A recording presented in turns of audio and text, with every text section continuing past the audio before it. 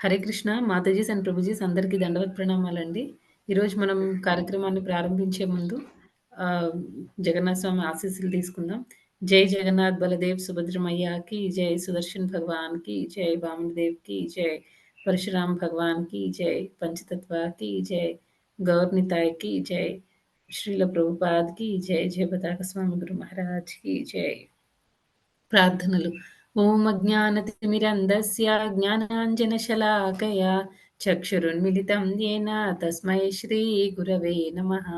నమో విష్ణుపాదాయ కృష్ణప్రేష్ఠాయ భూతలే శ్రీమతే భక్తివేదాంత స్వామిన్నితి నామినే. నమస్తే సారస్వతే దేవే గౌరవాణి ప్రచారిణే నిర్విశేష శూన్యవాది పాశ్చాత్య దేశతారిణే. जय श्री कृष्ण चैतन्य प्रभु नित्यानंद श्री अद्वैत गदाधरा श्रीवासादि गौरभक्त वृंद. हरे कृष्णा कृष्णा कृष्णा हरे हरे, हरे राम राम राम हरे हरे. ఈరోజు మనం ధ్యాన యోగం 6వ అధ్యాయం నుండి 18, 19 శ్లోకాలు చూద్దామండి. 18, 19. ఓకే. 18వ శ్లోకం. యదా వినియతే చిత్తం ఆత్మన్యేవ అవతిష్ఠతే నిస్పృహः సర్వకామేభ్యో యుక్త ఇత్యుచ్యతే తదా. భావము. యోగాభ్యాసము ద్వారా యోగి తన తన మనోకర్మలనన్నింటినీ నియంత్రించి భౌతికమైన వాంఛలేమియూ లేకుండా ఆధ్యాత్మిక స్థితియందు ప్రతిష్ఠితుడైనప్పుడు యోగమునందు స్థిరుడైనట్లుగా చెప్పబడును. 19వ శ్లోకం. యథా దీపో నివాతస్థో నేంగతే సోపమా స్మృతా యోగినో యత చిత్తస్య యుంజతో యోగమాత్మనః. భావము. గాలి లేని చోటనున్న దీపము కదలకుండా నిశ్చలముగా ఉండునట్లుగా నిగ్రహింపబడిన మనస్సు గల యోగి తన పరతత్వ ధ్యానమున సదా స్థిరుడై ఉండును. ఇదండి ఈరోజు 18, 19 శ్లోకాలు చూద్దాము. 18వ శ్లోకము చూసే ముందు ఒక్కసారి 16, 17లో ఏం చెప్పారో ట్రాన్స్‌లేషన్ వరకు ఒకసారి చూసుకొని, అప్పుడు 18, 19 స్టార్ట్ చేద్దామండి. ఇందులో ఏం చెప్తున్నారంటే ఎవరైతే అతిగా భుజించే వారికి, లేకపోతే అతి తక్కువగా తినే వాళ్ళకి, లేకపోతే ఎక్కువ నిద్రించే వాళ్ళకి, తక్కువగా నిద్రించే వాళ్ళు, అలాంటి యోగులకి, అలాంటి వాళ్ళు యోగి అవ్వడానికి వాళ్ళకి ఛాన్సెస్ లేదు అని చెప్తున్నారు 16వ శ్లోకంలో. అంటే నెక్స్ట్ శ్లోకంలో ఏం చెప్తున్నారంటే నియమితములైన ఆహారము, నిద్ర, విహారము, కర్మములు కలవాడు యోగాభ్యాసము ద్వారా భౌతిక క్లేశములను శమింపజేయగలడు అనే విషయాన్ని చెప్తున్నారు. అంటే ఇక్కడ ఈ 2 శ్లోకాల్లో ఏం చెప్తున్నారంటే, మనం ఈ ఇంద్రియాల్ని అంటే మెయిన్ మనస్సుని మనం కంట్రోల్‌లో ఉంచుకోవాలనమాట. కంట్రోల్‌లో ఉంటే ఆహ్, ఈజీగా కంట్రోల్‌లో ఉంటే ఏమవుతుంది, కంట్రోల్‌లో లేకపోతే ఏమవుతుందనేది ప్రీవియస్ 2 శ్లోకాల్లో చూసారు. అయితే ఎప్పుడు కంట్రోల్‌లోకొస్తుంది అనే విషయాన్ని మనం 18 శ్లోకాల్లో చూద్దాం. దానికి ఎగ్జాంపుల్ 19వ శ్లోకంలో ఇచ్చారనమాట. అవి ఈ 18, 19 శ్లోకాలు.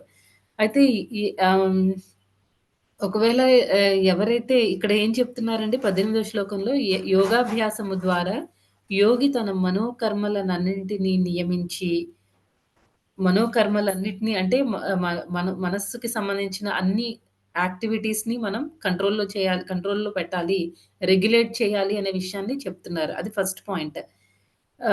యోగాభ్యాసం ద్వారా ఫస్ట్‌ది మనస్సుకు సంబంధించిన కర్మలన్నిటిని కూడా మనం కంట్రోల్‌లో చేయాలి, రెగ్యులేట్ చేసుకోవాలి అనే విషయాన్ని చెప్తున్నారు. అది ఫస్ట్‌ది. సెకండ్‌ది ఏంటి అంటే ఆధ్యాత్మిక స్థితి నందు ఉండాలి అనే విషయాన్ని చెప్తున్నారు. తర్వాత విషయ కోరికలు అంటే ఇంద్రియ భోగం అనేది ఉండకూడదు. ఈ 3 విషయాల్ని చెప్తున్నారనమాట. ఒకటి మనస్సుని కంట్రోల్‌లో పెట్టాలని చెప్తున్నారు. రెండవదేమో ఇంద్రియ భోగాలకు సంబంధించిన ఆ కోరికలు అవేమీ ఉండకూడదు. నెక్స్ట్‌దేంటంటే ఆధ్యాత్మిక స్థితి యందు నిలకడగా ఉండడము. ఈ 3 చేయాలి. చేసినప్పుడు యోగాభ్యాసం ద్వారా ఎవరైతే ఈ 3 చేయగలుగుతారో అప్పుడు వాళ్ళు యోగమునందు స్థిరంగా ఉండగలగరు అనే విషయాన్ని ఈ 18వ శ్లోకంలో చెప్తున్నారు.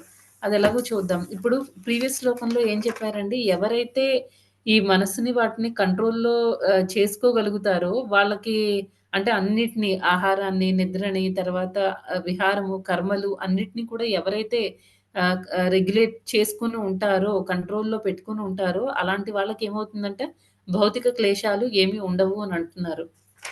అదెలాగో చూద్దాం. అసలు మనకి ఫస్ట్ అర్జునుడు కూడా నెక్స్ట్ తర్వాతొచ్చే శ్లోకాల్లో చెప్తాడనమాట.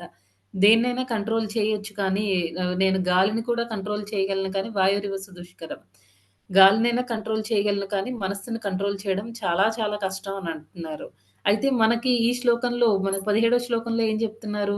ఎవరైతే అన్నిటిని కంట్రోల్ చేసుకోగలుగుతారో వాళ్ళకి ఏమవుతుంది క్లేశాలనేవి ఉండవు.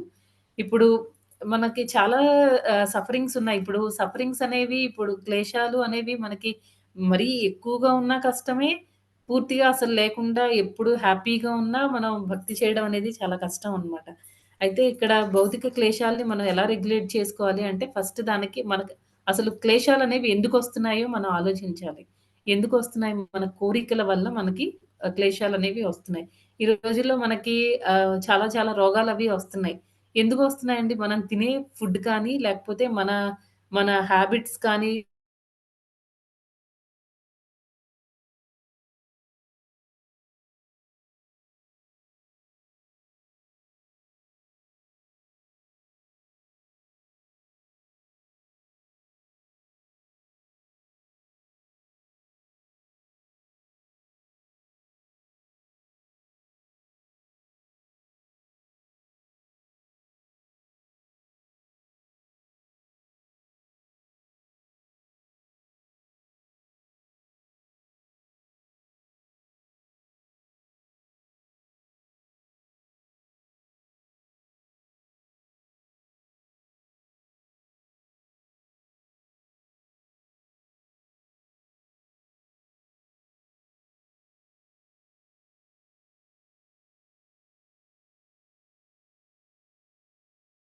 ఎంత హైయెస్ట్ పొజిషన్‌లో ఉన్నా సరే చేసుకోలేక ఆహ్, సూసైడ్‌లు చేసుకోవడమని, లేకపోతే ఏదైనా డ్రాస్టిక్ డెసిషన్స్ ఏమైనా తీసేసుకుంటున్నారనమాట. అది వాళ్ళ ప్రాణాల్ని కూడా వదులుకునేంత పెద్ద పెద్ద డెసిషన్‌లు తీసుకుంటున్నారు. ఎందుకంటే అసలు ఈ ప్రాబ్లమ్స్ అన్నిటికి ఆరిజిన్ ఏంటి అంటే మన మనకి మనస్సుని కంట్రోల్ చేసుకోవడం అనేది మనకి తెలీదనమాట. మనస్సుని కంట్రోల్ అంటే మనకున్న కోరికలు అలాంటివి. ఇప్పుడు సపోజ్ మన లైఫ్‌ని మనం ప్రభుపాద్ అంటారు సింపుల్ లివింగ్ హై థింకింగ్ అని. మనం అది ఒక్కటి ఇంప్లిమెంట్ చేయగలిగితే మన లైఫ్‌లో చాలా చాలా వరకు ప్రాబ్లమ్స్ అన్నీ సాల్వ్ అయిపోతాయన్నమాట. కొన్ని మన కంట్రోల్‌లో ఉండవు. అలాంటి వాటిని మనం ఏం చేయలేం. కాకపోతే ఏంటంటే సిట్యుయేషన్ వచ్చినప్పుడు హ్యాండిల్ చేసుకునే ఆ స్టెబిలిటీ అనేది మనకుంటుందన్నమాట. ఓకే. అవన్నీ రావాలి అనంటే మనం ఫస్ట్ మన ఇంద్రియాల్ని కంట్రోల్‌లో పెట్టుకోవాలనమాట. మనకి ఎక్కువ ఇంద్రియ భోగం చెయ్యాలి అని మనకి ఎక్కువ ఆ టైప్ ఆఫ్ కోరికలు ఉండడం వల్ల మనకి ప్రాబ్లమ్స్ అన్నిటికి ఆరిజిన్ అదే అన్నమాట. ఇంద్రియ భోగం.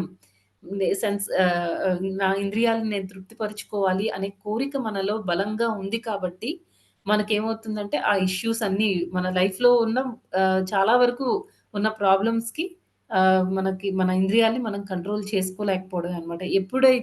అయితే మన ఇంద్రియాలని కంట్రోల్ చేసుకోగలమా అంటే ఇంద్రియాలని కంట్రోల్‌లో మనం చేసుకోలేం కాబట్టి ఏం చెప్తున్నారు? మన శాస్త్రాలు ఫాలో అవ్వాలన్నమాట. శాస్త్రాలు ఏం చెప్తున్నాయంటే హృషికేశ హృషికేన సేవనం. మన మన ఇంద్రియాలన్నిటిని కూడా మనం హృషికేశుడు అంటే కృష్ణుడన్నమాట. కృష్ణుడు ఎవరండి? ఇంద్రియాలన్నిటికి కంట్రోలర్ అన్నమాట. ఆయన మాస్టర్.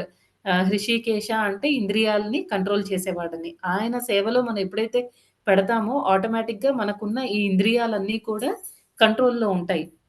ఎప్పుడైతే ఇంద్రియాలు కంట్రోల్‌లో ఉంటాయో మనసు ప్రశాంతంగా ఉంటుంది.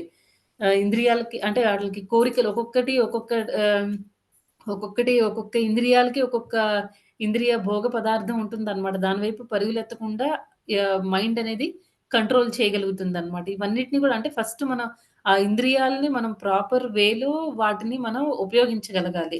అయితే ఇప్పుడు ఆహ్, ఎవరైతే యోగులనే వాళ్ళు యోగాభ్యాసం ఎవరైతే పర్ఫెక్ట్‌గా చేస్తారో వాళ్ళ పద్ధతి ఎలా ఉంటుంది అంటే, వాళ్ళు ఏదైనా సపోజ్ ఏదైనా ఏదైనా ఒక అలవాటు సపోజ్ టీ తాగడం అలవాటుందనుకోండి. చిన్నప్పటి నుంచి కొంతమందికి 3, 4 సంవత్సరాలు వచ్చిన దగ్గర నుంచి టీ తాగడం అలవాటు చేసుకుంటారు. అలాంటి వాళ్ళు టీ మానేయడం అనేది చాలా చాలా కష్టమైన విషయం అన్నమాట. ఏమవుతుందంటే ఆహ్, ఈ యోగాభ్యాసం ద్వారా వాళ్ళ ఇంద్రియాలని, మనసుని కంట్రోల్ చేసుకొని టీ మానేస్తారు. కానీ ఏమవుతుందంటే ఇప్పుడు సపోజ్ అలాంటి వాళ్ళు ట్రైన్‌లో ట్రావెల్ చేస్తున్నారనుకోండి. ట్రైన్‌లో చాలా డిస్టర్బెన్స్ అన్నమాట. చాయ్ చాయ్ అనకుండా అసలు ట్రైన్‌లో ఉండరు. కంపల్సరీ ఎవరో ఒకళ్ళు అమ్ముకునే వాళ్ళు వస్తూనే ఉంటారు. అలాంటప్పుడు ఏమవుతుందంటే మైండ్ డిస్టర్బ్ అవుతూ ఉంటుందన్నమాట. ఎవరైతే కంప్లీట్‌గా ఇంద్రియాలని కంట్రోల్ చేసుకోగలిగి, మనసుని కంట్రోల్‌లో పెట్టుకోగలుగుతారో వాళ్ళకి ఎన్ని సార్లు చాయ్ చాయ్ అనుకుని అరుచుకొని అమ్ముకునే వాళ్ళొచ్చినా వాళ్ళు డైవర్ట్ అవ్వరనమాట. వాళ్ళు ఫిక్స్‌డ్‌గా ఉంటారు. అయితే అంత ఆహ్, ఇప్పుడు ఎవరైతే ఈ యోగులనే వాళ్ళుంటారో వాళ్ళకేంటంటే ఈ ఆహ్, వాళ్ళు ఇంద్రియాలని కంట్రోల్‌లో పెట్టుకొని వాళ్ళు ఏదైతే డెసిషన్ తీసుకున్నారో, ఏదైతే వాళ్ళు కావాలి అనుకుంటున్నారో దాని మీద వాళ్ళు ఫిక్స్‌డ్‌గా ఉంటారనమాట. అలాంటి వాళ్ళు డైవర్ట్ అవ్వరు. కానీ ఎవరైతే కొంచెం అటు ఇటుగా ఉంటుందో అలాంటి వాళ్ళేంటంటే ఈజీగా మళ్ళీ కొన్ని రోజులు మానేస్తారు. ఈ ఒక్క రోజు తాగుదాంలే మనసేం చెప్తుంది? ఓకే. ఒక్కరోజు తాగు ఏం కాదులే మళ్ళీ రేపటి నుంచి లేకపోతే మళ్ళీ ఇప్పుడు తాగుదాము, మార్నింగ్ తాగుదాం, ఈవినింగ్ మానేద్దాం అని అనుకుంటారు. కానీ ఏమవుతుంది ఒక్కసారి మళ్ళీ తాగిన తర్వాత మళ్ళీ అది కొంచెం అంటే ఆగిపోతున్న దాన్ని మళ్ళీ మనం స్టార్ట్ చేసినట్టు అవుతుంది. మళ్ళీ స్టార్ట్ అవుతుందనమాట. మళ్ళీ మళ్ళీ స్టార్ట్ అయ్యి ఇంకా అలవాటనేది పోకుండా అది ఇంకా కంటిన్యూ అవుతూనే ఉంటుంది. అదనమాట. అయితే ఈ శ్లోకంలో ఇంకా మనం మంచి మంచి కొన్ని ఎగ్జాంపుల్స్ చూడొచ్చు. ఈ శ్లోకాన్ని డిస్కస్ చేసుకునేటప్పుడు మనకి కొన్ని ఎగ్జాంపుల్స్ ఉన్నాయి. ఇప్పుడు అజామిలుడు కేస్‌లో అనుకోండి. అజామిలుడు ఫస్ట్‌లో అంతా మంచి భక్తుడు. కానీ ఏమవుతుంది ఆ కామం అనే దాన్ని ఆయన కంట్రోల్ చేసుకోలేక ఏమవుతుందంటే అంత మంచి భక్తుడు కూడా ఆహ్, మ ఒక టైంలో ఆయన పడిపోవాల్సొస్తుందనమాట. ఎందుకు అక్కడ పాయింట్ ఏంటి అంటే ఆయన తన ఇంద్రియాలని తను కంట్రోల్ చేసుకోలేకపోయాడనమాట. కంట్రోల్ చేసుకోలేక పడిపోవాల్సొచ్చింది. తర్వాత హిరణ్యకశిపుడు. ఆహ్, హిరణ్యకశిపుడు దేనివల్లండి? హిరణ్యకశిపుడు కూడా రాక్షసుడే అయినా సరే ఆయనకు కూడా మంచి పవర్స్ ఉన్నాయి. తర్వాత అంటే వీళ్ళందరిలో చూసుకుంటే హిరణ్యకశిపుడు కొంతమంది రాక్షసుల్లో చూసుకుంటే వాళ్ళ నుంచి మనం నేర్చుకోవాల్సిన విషయం ఏంటి అంటే వాళ్ళ డిటర్మినేషన్ చాలా స్ట్రాంగ్‌గా ఉంటుంది. కాకపోతే అది ప్రాపర్ వేలో చానలైజ్ చేయరు. అది ప్రాబ్లమ్ అన్నమాట. హిరణ్యకశిపుడి విషయంలో ఏంటి అక్కడ ఆయన ఎలా పడిపోవాల్సొచ్చింది? అక్కడ ఆయన దేన్ని కంట్రోల్ చేసుకోలేకపోయారు? భగవంతుడి పట్ల అసూయ. అవతల ఉన్నది అంటే ఆయన భగవంతుడిని శత్రువుగా భావించాడన్నమాట. ఆయన అసూయ అనేది అసూయ వల్ల ఆయనేమవుతారు, ఆయన భగవంతుడిని గుర్తించలేక ఆయన పతనాన్ని చెందారనమాట. నెక్స్ట్ ఇంకా ఒక టైంలో నరనారాయణ ఋషి ఉన్నారు గదా! నరనారాయణ ఋషి బద్రికాశ్రమంలో ఉండి భక్తియుత సేవ గురించి అందరికి ప్రచారం చేస్తున్నప్పుడు ఇంద్రుడనమాట. ఇంద్రుడికి భయం. ఇంద్రుడికి ఎందుకు భయము? తన పొజిషన్‌ని ఎక్కడ ఈ నరనారాయణ ఋషి ఎక్కడ తీసేసుకుంటారో అనే భయంతో ఆయనేం చేస్తారు అనంటే ఆయన ఈ మన్మధుడిని పంపించడం జరుగుతుందనమాట. ఎవరైనా భగవంతుడిని డిస్టర్బ్ చేయగలరా అండి? అసలు నరనారాయణ ఋషి స్వయంగా భగవంతుడే. భగవంతుడి యొక్క అవతారం అన్నమాట. అలాంటి భగవంతుడిని ఎలా డిస్టర్బ్ చేయగలను అని అనుకుంటారు ఇంద్రుడు. కానీ ఇంద్రుడు అనుకుంటాడన్నమాట. ఇంద్రుడు దేనివల్ల అసలు ఎందుకు అలా దిగజారిపోవాల్సిన అవసరం ఏమొచ్చింది అంటే, ఆయన పొజిషన్‌ని ఆయన రక్షించుకోవాలి. తన పదవిని తను రక్షించుకోవాలి. ఆ పదవి పట్ల ఉన్న వ్యామోహం, ఉన్న అటాచ్‌మెంట్ అనేది భగవంతుడిని కూడా గుర్తించుకోలేకపోయిందనమాట. గుర్తించుకోలేకపోయారతను.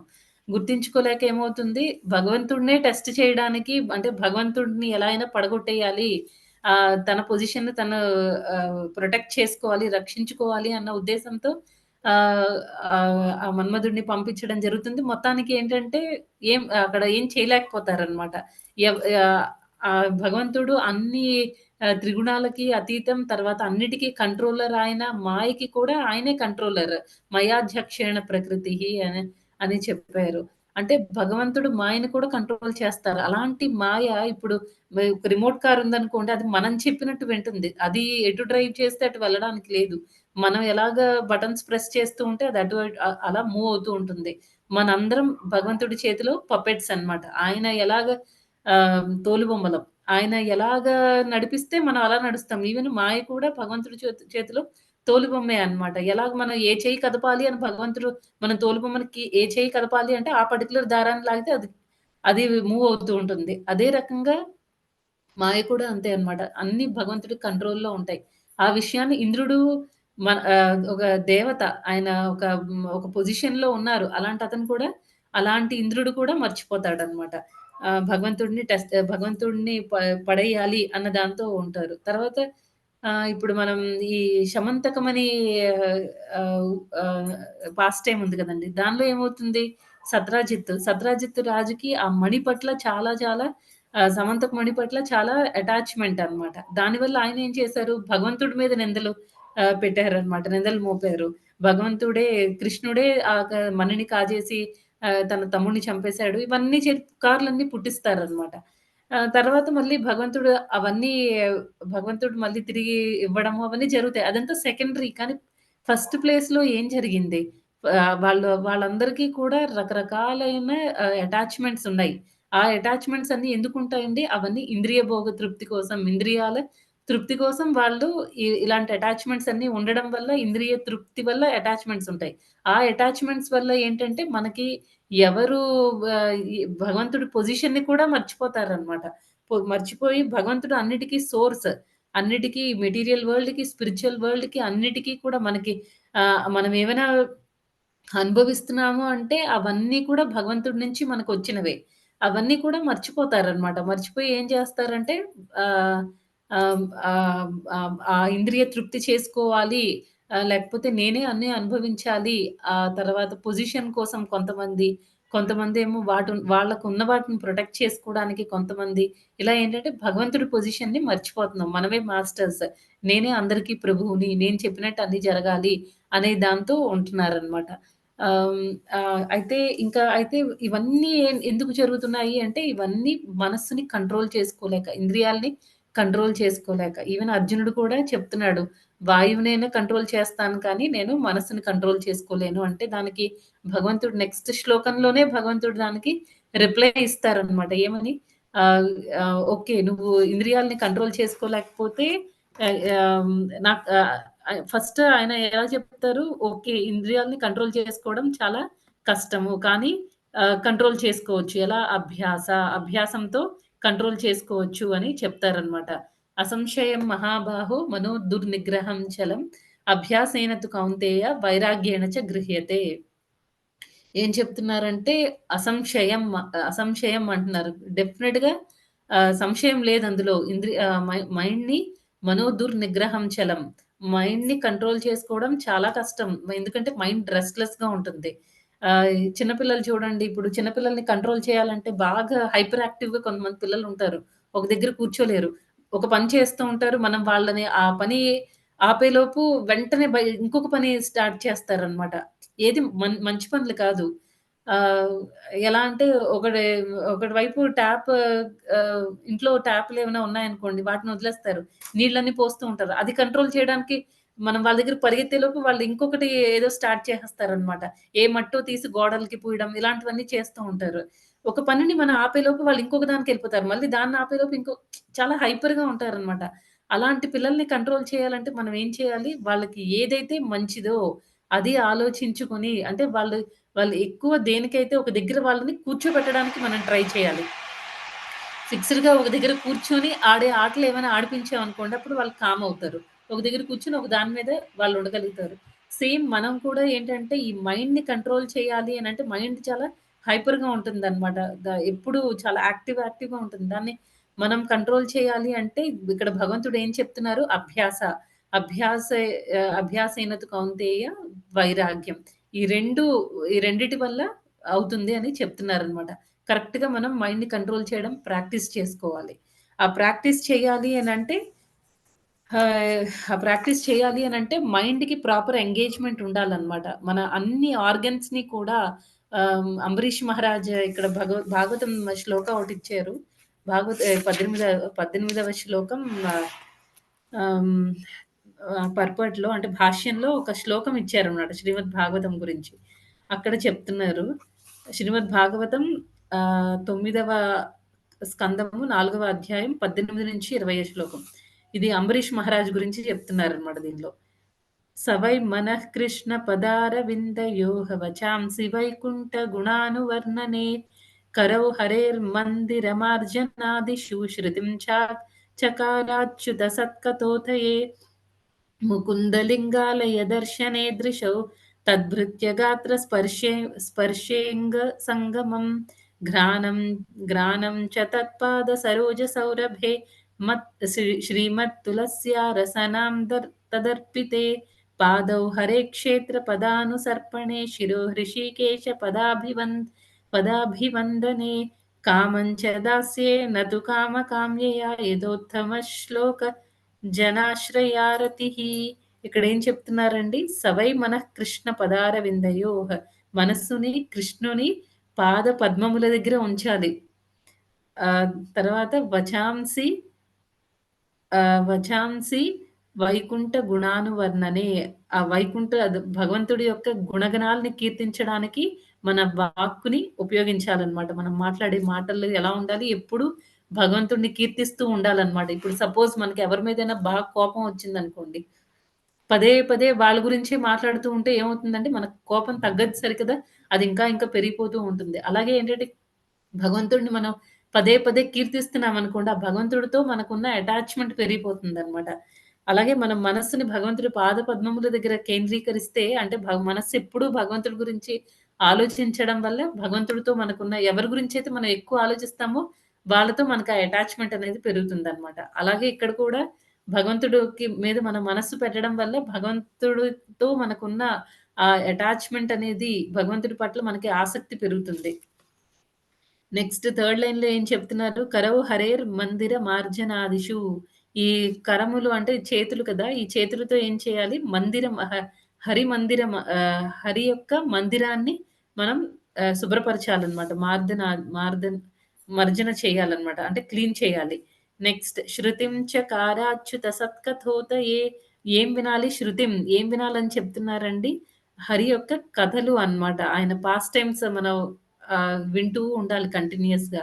దేని గురించైతే మనం వింటామో, రోజంతా మనం ఏ పనైతే చేస్తామో రాత్రి కల్లోకి అవే వస్తాయి కదండీ! అలాగే మనం రోజంతా మనం భగవంతుడి యొక్క పాస్ట్ టైమ్స్ అంటే మనకు ఖాళీ దొరికినప్పుడల్లా, లేకపోతే ఏదైనా పని చేస్తున్నప్పుడు మనం 2 చేయగలిగితే, మనం భగవంతుడి యొక్క కథల్ని మనం ఆ పాస్ట్ టైమ్స్ లీలల్ని మనం పదే పదే వింటూ ఉంటే మనకి భగవంతుడి పట్ల శ్రద్ధ పెరుగుతుందనమాట. ముకుంద లింగాలయ దర్శనే దృశౌ. తర్వాత ఇంకా కాళ్ళని దేని గురించి వాడాలి అంటే, కాళ్ళని మనం భగవంతుడి మందిరాల్ని దర్శించుకోవడానికి మనం ఉపయోగించాలనమాట.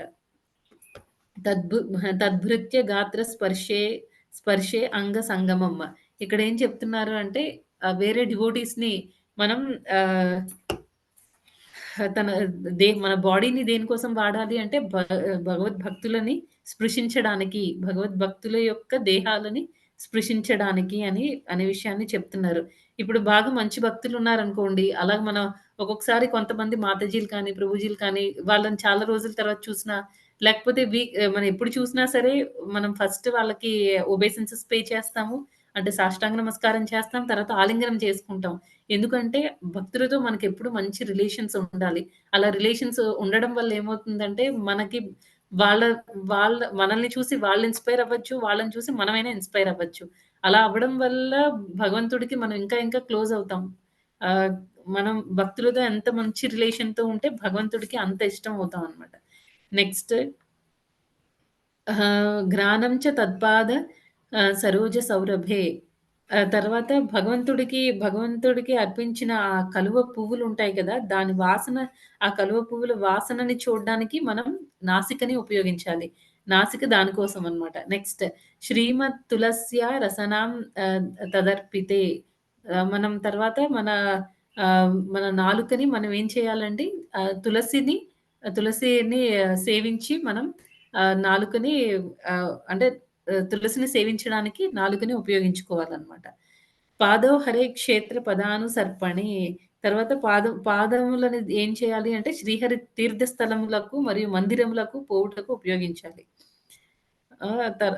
అది చెప్తున్నారు. నెక్స్ట్ ఇంకా ఏంటి అంటే శిరో హృషీకేశ పదాభివందనే.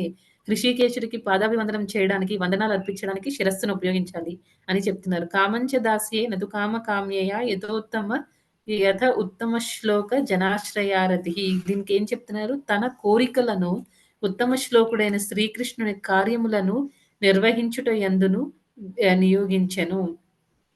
ఆహ్, అంబరీష్ మహారాజ్ ఈ విధంగా చేశారనమాట. తనకంటూ ఇంక మనకంటూ ప్రత్యేకించి ఏవి కోరికలు ఉండకూడదనమాట. ఏవైనా కోరికలు ఉన్నాయి అంటే అది భగవంతుడిని సేవించడము అదొక్కటే కోరిక ఉండాలి. ఆయనకి ఏ కోరికలున్నాయో ఆయన్ని ఎలాగ మనం తృప్తిపరచాలి, ఆయన ఎలాగ మనం ఎప్పుడూ సంతోషంగా ఉంచాలి అనే ఒక్క కోరిక మాత్రమే మనకుండాలి. ఆహ్, ఆహ్, అతని ఈ దివ్య కార్యములన్నీయు శుద్ధ భక్తులకు తగినవై ఉన్నవి. నెక్స్ట్ అయితే ఇదంతా ఇప్పుడు మనం ఇదంతా నేర్చుకున్నాం గదా! ఇప్పుడు మనం ఈ శ్లోకాలు చదివాము భాగవతం నుండి. ఇదంతా ఏంటంటే ఎవరైతే శుద్ధ భక్తులో వాళ్ళకి చాలా వినడానికి బావుంటుంది. ఎవరైతే భక్తిలో జస్ట్ స్టార్ట్ అవుతున్నారో జస్ట్ స్టార్ట్ అయ్యి ఎంతో కొంత ప్రోగ్రెస్ అయ్యారో వాళ్ళకి బావుంటది. ఓహో! ఇలా చేయాలా అనే దాంతో ఉంటారు. ఎవరైతే శుద్ధ భక్తిలో వాళ్ళు ఆల్రెడీ అదే మూడ్‌లో ఉంటారు. వాళ్ళు ఆల్రెడీ ప్రాక్టీస్ చేస్తూ ఉంటారు. మరి ఎవరైతే నిరాకార వాదులు తర్వాత హ్మ్. అభక్తులనుకోండి వాళ్ళసలు అసలు వాళ్ళు దేని గురించి ఆలోచించరు. వాళ్ళని పక్కన పెట్టేయండి. ఇప్పుడు నిరాకారవాదులు వాళ్ళ పరిస్థితి ఎలా ఉంటుంది?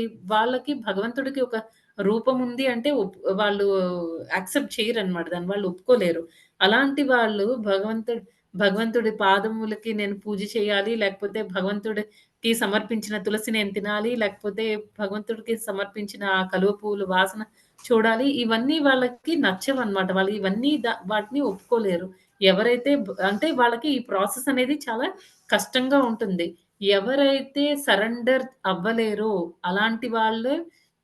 అలాంటి వాళ్ళకి ఈజీ పద్ధతి ఏంటి అంటే నిరాకారవాదాన్ని అంటే ఇప్పుడు సేవ చేయాలి అంటే కష్టం అన్నమాట. అలాంటి వాళ్ళకేంటంటే ఈ నిరాకారవాదం తీసేసుకుంటారు. ఏముంది భగవంతుడు కి రూపమేం లేదు. ఆయన జస్ట్ ఒక లైట్ అలా అనుకుంటే మనం ఏ సేవ చేయక్కర్లేదు కదా! ఆ రకంగా అనుకుంటారనమాట. ఎవరైతే భగవంతుడిని చాలా ఇష్టపడతారో అంటే మంచి భక్తులు అలాంటి వాళ్ళేంటంటే ఈ ప్రాసెస్ అనేది చాలా ఈజీగా ఉంటుంది. వాళ్ళు చాలా ఈజీగా ఫాలో అవ్వగలుగుతారు. అయితే ఈ శ్లోకం అంతా మనం దేనికి చెప్పుకుంటున్నాము? మనం ఎలాగా పెర్ఫెక్షన్ పొందాలి అనే దానికి ప్రభుపాదుల వారు భక్తి అనే దాంతో లింక్ చేస్తూ చెప్తున్నారనమాట. అంటే ఈ విడిగా మన ఇంద్రియాలన్నిటిని కంట్రోల్ చేయడం అర్జునుడు లాంటి గొప్ప భక్తుడే కంట్రోల్ చేయలేకపోయాడు. చాలా సార్లు చాలామంది దేవతలు కూడా వాళ్ళ ఇంద్రియాల్ని కంట్రోల్ చేయలేక భగవంతుడికే పరీక్ష పెట్టే స్టేజ్‌కొచ్చారనమాట. అంటే వాళ్ళకే అవ్వనప్పుడు మనం చాలా ఆహ్, చాలా ఇప్పుడిప్పుడు మనం భక్తి స్టార్ట్ చేసాము. మనకసలు ఏమి అంతగా తెలీదనమాట. మనలాంటి వాళ్ళు మైండ్‌ని కంట్రోల్ చేయడం అనేది చాలా కష్టం కాబట్టి, ఇవన్నీ మనకి శాస్త్రాలు చెప్తున్నాయన్నమాట. ఈవెన్ ప్రహ్లాద్ మహారాజ్ కూడా ఏం చెప్తున్నారు, పిల్లలకి మనం 5 ఇయర్స్ నుంచే మనం ట్రైన్ చేయాలి అని చెప్పారు. తర్వాత నవవిధ భక్తి విధానం గురించి చెప్పడం జరిగిందనమాట. ఇవన్నీ మనం ఫాలో అవ్వడం వల్ల ఏమవుతుందంటే, మనం ఆ ఇంద్రియాల్ని కంట్రోల్ చేసుకోవాలి. ఎప్పుడు మన తృప్తి కోసం మన ఏ ఇంద్రియాన్ని కూడా వాడకూడదు. భగవంతుడి సేవ కోసం మాత్రమే వాడాలి అనే విషయం మనకి అర్థమవుతుంది. నెక్స్ట్ అయితే ఇప్పుడు ఇవన్నీ నెగెటివ్ ఎగ్జాంపుల్స్ గురించి చెప్పుకున్నాం. ఇప్పుడు పాజిటివ్ ఎగ్జాంపుల్ 'హరిదాస్ ఠాకూర్' అన్నమాట. 'హరిదాస్ ఠాకూర్' ఎంత ఆహ్, అయితే 'హరిదాస్ ఠాకూర్' దగ్గరికి ఆ ప్రాస్టిట్యూట్ వచ్చినప్పుడు ఆయన ఎంత బాగా హ్యాండిల్ చేయగలిగారు. ఎందుకంటే ఆయన శుద్ధ భక్తుడన్నమాట. ఆయనకి భగవంతుడిని తృప్తిపరచడము ఎప్పుడు కంటిన్యూయస్‌గా ఆయన నామాచార్య అంటారు. ప్రతిరోజు ఆయన చాంటింగ్ చేస్తూ నామాన్ని స్మరిస్తూనే ఉంటారనమాట. ఆయనకసలు యాక్చువల్‌గా ఇప్పుడు శుద్ధ భక్తులు ఒకసారి ఆహ్, ఆహ్, ప్రభుపాదుల్ని ఎవరో అడిగారనమాట. జర్నలిస్ట్‌లు ఎవరో అడిగారు. "ప్రభుపాద్ మీకు డిజైర్స్ ఏమి ఉండవా? కోరికలేమి ఉండవా?" అని. అప్పుడు ప్రభుపాద్ ఏమంటారు, "కోరికల గురించి ఆలోచించడానికి కూడా నాకు టైం లేదు" అని చెప్తారనమాట. నెక్స్ట్ ఇంకొక సందర్భంలో ఇంకొక మహారాజుని కూడా అడిగిన ఆయన కూడా అలాగే సమాధానం చెప్పారనమాట. ఇప్పుడు ఆ కోరికల గురించి ఆలోచించడానికి కూడా టైం లేదు. టైం ఉన్నప్పుడు ఆలోచిస్తాను అని అంటారు.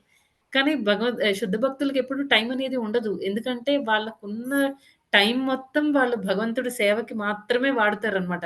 వాళ్ళ వాళ్ళ ఫిజికల్ నీడ్స్‌ని కూడా వాళ్ళు చాలా మినిమైజ్ చేసేస్తారు. తగ్గించేసుకుంటారు. ఎందుకంటే వాళ్ళకి ఎక్కువ సేపు నిద్రపోతే టైమ్ వేస్ట్ అన్నమాట. వాళ్ళ బాడీకి ఇంత మనం ఎలా ఆలోచిస్తాము?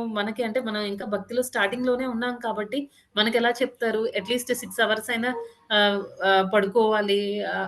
అలాగా ఉంటుందనమాట మనకి. అదే శుద్ధ భక్తులకనుకోండి, వాళ్ళకది కూడా టైమ్ వేస్టే అనమాట. జస్ట్ బాడీని ఏదో మెయింటైన్ చేయాలి అంతవరకే.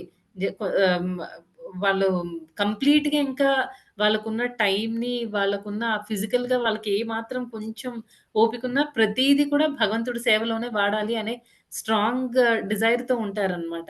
అయితే ఆహ్, అంటే ప్రభుపాదుల వారికి వాళ్ళకేంటంటే అసలు వాళ్ళకి కోరికల గురించి ఆలోచించడానికి కూడా టైం లేదు అని చెప్తున్నారు. ఎందుకంటే 100% భగవంతుడి కార్యాలు మాత్రమే చేస్తారు వాళ్ళు. అది అక్కడ అర్థం చేసుకోవాల్సిన విషయం. నెక్స్ట్ ఇంకొకటేంటి అంటే 'హరిదాస్ ఠాకూర్' విషయంలో తీసుకునేటప్పుడు ఆయన అంత స్ట్రాంగ్ డివోటీ కాబట్టి ప్రాస్టిట్యూట్ వచ్చి ఆయనకి ఆయన్ని డిస్టర్బ్ చేయడానికి ట్రై చేసినా ఆయన ఏమి మాత్రం చలించలేదన్నమాట. అస్సలు డిస్టర్బ్ అవ్వకుండా పైగా ఏం చేశారు ఆయన అసోసియేషన్‌ని ప్రాస్టిట్యూట్‌కిచ్చి ఆవిడని కూడా డివోటీగా మార్చేసారన్నమాట. ఆ రకంగా ఉంటుందన్నమాట. శుద్ధ భక్తులు ఏం చేస్తారంటే వాళ్ళు ఎలాగో డిస్టర్బ్ అవ్వరు. నెక్స్ట్ శ్లోకంలో వచ్చిందంట కదండీ! గాలి లేని చోట దీపం ఎంత నిశ్చలంగా వెలుగుతూ ఉంటుందో, అలాగే ఏంటంటే శుద్ధ భక్తులు జీవిత వాళ్ళేంటంటే వాళ్ళు ఎంత పెద్ద ప్రాబ్లమ్ వచ్చినా వాళ్ళు ఏ రకంగాను డిస్టర్బ్ అవ్వరనమాట. వాళ్ళు చాలా నిశ్చలంగా ఉంటారు. గాలి లేని చోటనున్న దీపం నిశ్చలముగా నుండు రీతి నిగ్రహింపబడిన మనస్సు గల యోగి తన పరతత్వ ధ్యానమున సదా స్థిరుడై ఉండును. వాళ్ళ వాళ్ళ మనస్సు చాలా కంట్రోల్డ్‌గా ఉంటుంది కాబట్టి వాళ్ళేం డిస్టర్బ్ అవ్వరు. పైగా వాళ్ళ అసోసియేషన్ అవతల వాళ్ళకిచ్చి వాళ్ళని కూడా మార్చేస్తారనమాట. ఇప్పుడు ప్రభుపాదుల వారు హిప్పీస్‌ని కూడా చాలా మందిని మార్చారు. వాళ్ళు ప్రభుపాద్ ఒక్కళ్ళే వెళ్లారు మళ్ళీ. మనం అదే పరిస్థితిలో అలా ప్రభుపాద్ ఉన్న పరిస్థితిలో మనల్ని మనం ఊహించుకుంటే అసలు మనం ఒక్క రోజు కూడా అసలు ఆ సీ సిక్‌నెస్ వల్లే మనం భయపడిపోయి వెనక్కొచ్చేస్తామనమాట. కానీ ప్రభుపాద్ ఏం చేశారంటే సీ సిక్‌నెస్ 2 టైమ్స్ వచ్చినా సరే ఆయన 2 టైమ్స్ హార్ట్ అటాక్ వచ్చినా అన్నిటిని టాలరేట్ చేసుకున్నారు. వాళ్ళకి ఆ సహనం అవన్నీ ఉంటాయన్నమాట. ఆటోమేటిక్‌గా వాళ్ళకి సహనము అవన్నీ వాళ్ళకి ఆటోమేటిక్‌గా ఇన్‌బిల్ట్ క్యారెక్టర్స్ అవన్నీ డెవలప్ అవుతాయి. ఎందుకు వాళ్ళకి హయ్యర్ పర్పస్ ఉంది. హయ్యర్ టేస్ట్ ఎవరికైతే ఉంటుందో వాళ్ళు ఈ చిన్న చిన్న ఇంద్రియ భోగ విషయాల గురించి వాళ్ళు ఆలోచించరనమాట. వాటినన్నిటిని వదిలేసి వాళ్ళు భగవంతుడిని ఎలాగ తృప్తిపరచాలి, దాని గురించి మాత్రమే వాళ్ళు ఆలోచిస్తారు గాబట్టి వాళ్ళకి సహనము అన్నీ ఒక భక్తుల్లో ఉండాల్సిన క్వాలిటీస్ అన్నీ వాళ్ళలో ఈ కృష్ణ భక్తి భావనలో ఉండడం వల్ల వాళ్ళలో ఆ క్వాలిటీస్ అన్నీ కూడా డెవలప్ అవుతాయి. అదే మనం ప్రభుపాదుల ప్లేస్‌లో మనం వెళ్ళుంటే ఏమవుతుంది ఒకసారి ఫస్ట్ హార్ట్ అటాక్‌కే మనం వచ్చేస్తాం. కానీ ప్రభుపాద్ అలా చేయలేదు. ఏం చేశారు, "నేను నీ చేతిలో పప్పెట్‌ని నువ్వు నన్ను ఎలా డాన్స్ చేయిస్తే మేక్ మీ డాన్స్" అని చెప్తారనమాట. నువ్వు ఎలాగా నన్ను ఆడిస్తే నేను అలాగా ఆడడానికి రెడీ అనే ఒక స్ట్రాంగ్ డిటర్మినేషన్‌తో తర్వాత గురువు ఏం చెప్పారో ఆ ఇన్‌స్ట్రక్షన్‌ని ఎప్పుడూ క్యారీ చేసుకోగలిగారు ప్రభుపాద్. మనం కూడా అంటే మనం ఇమిటేట్ చేయకూడదు. కానీ ఇన్‌స్పిరేషన్ తీసుకోవాలి. అలా మనం కూడా చేయగలిగితే మనం కూడా అన్ని ఇంద్రియ భోగ విషయాలన్నిటిని కూడా మనం అన్నిటిని వదిలేసి భగవంతుడి ప్రీత్యర్థం మాత్రం మన కర్మల్ని మనం చేయగలుగుతామనమాట. హ్మ్. ఇదండి ఈరోజు 2 శ్లోకాలు. 18, 19 శ్లోకాలు. మనం అయితే ఇంకొక పాయింట్ అండి. అదేంటంటే ఇప్పుడు మనం మన ఇంద్రియాలన్నిటిని ఉపయోగించుకొని అంటే మనందరికీ కూడా భగవంతుడితో రిలేషన్ ఉంది. కాకపోతే ఏంటి అది డార్మెంట్ స్టేజ్‌లో ఉంది. కనిపించకుండా అంటే ఇంటర్నల్‌గా ఉంది. కాకపోతే మనకి మాయతో మనం కప్పబడి ఉన్నాం కాబట్టి, మన ఈ భౌతిక ప్రపంచంలో మాయ అధీనంలో మనం ఉంటూ మన పూర్వజన్మ కర్మల వల్ల కానివ్వండి, లేకపోతే మనకున్న కోరికల వల్ల కానివ్వండి, మనం ఏంటంటే భగవంతుడితో మనకున్న రిలేషన్ అంతా మర్చిపోయి, మనం ఇక్కడికొచ్చి అన్ని రకాల కార్యక్రమాలు చేస్తున్నాం. అయితే ఇక్కడ మనం చేయాల్సిందేంటి అంటే, మనందరిలో కూడా ఒకప్పుడు మనందరం వైకుంఠ వాసులము, వైకుంఠం నుంచి కృష్ణుడి దగ్గర నుంచి వచ్చిన వాళ్ళం అని మనం చాలా సార్లు క్లాసుల్లో విన్నాం. అంటే ఏంటి, మనలో కూడా ఒక మనలో కూడా భావభక్తి, ప్రేమ భక్తి ఆ స్టేజ్‌లో మనం కూడా వెళ్ళొచ్చనమాట. అలా వెళ్ళాలి అనంటే మనం ఏం చేయాలి అంటే ప్రతిరోజు భగవంతుడికి చేయాల్సిన ఆ సాధన ఉంటుంది కదా! కృష్ణ భక్తి భావనలో మనకి సాధన భక్తి ఉంది కదా! దాన్ని మనం హార్ట్‌ఫుల్‌గా తీసుకోవాలనమాట. మనం సాధన ఎంత స్ట్రాంగ్‌గా ఉంటే, మనం అన్నిటిని అంత స్ట్రాంగ్‌గా మనం కంట్రోల్ చేయగలుగుతాం. అదే ప్యూర్ డివోటీస్‌కి, నార్మల్‌గా నియోఫైట్ డివోటీస్‌కి అంటే భక్తిలో జస్ట్ వచ్చిన వాళ్ళకి తేడా అక్కడే ఉంటుందనమాట. వాళ్ళు చాలా స్ట్రాంగ్ డివోటీస్ అవ్వగలిగారు అంటే, వాళ్ళ సాధన బావుంటుంది. మన సాధన ఎప్పుడైతే బావుంటుందో మనకి ప్యూరిటీ వస్తుందనమాట. ఆ శుద్ధీకరణ ప్రాసెస్ అనేది జరుగుతుంది. దానివల్ల మనకి అన్ మనం భగవంతుడికి కరెక్ట్‌గా భక్తి చేయగలుగుతాం. అదండి. ఈరోజు 18, 19 శ్లోకాలు. ఎవరికైనా ఏమైనా ప్రశ్నలుంటే అడగండి. హరే కృష్ణ. హరే కృష్ణ మాతాజీ సెంట్ ప్రభుజీస్. हरे कृष्ण माता जी। हरे कृष्ण माताजी, दंडवत प्रणामाలు. हरे कृष्ण माताजी, दंडवत प्रणाम। हरे कृष्ण माता जी, दंडवत प्रणाम। हरे हरे कृष्ण कृष्ण हरे माताजी, कृष्ण दंडवत प्रभुजी। प्रणाम। हरे कृष्ण माताजी, दंडवत प्रणाम।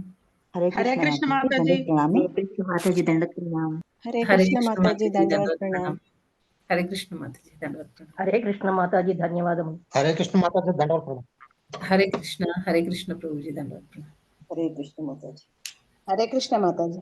हरे हरे कृष्ण कृष्ण माताजी, हरे कृष्ण। हरे कृष्ण माताजी, हरे हरे कृष्ण कृष्ण माताजी, दंडवत प्रणाम। हरे कृष्ण माता जी, दंडवत प्रणाम। हरे कृष्ण माताजी, दंडवत प्रणाम।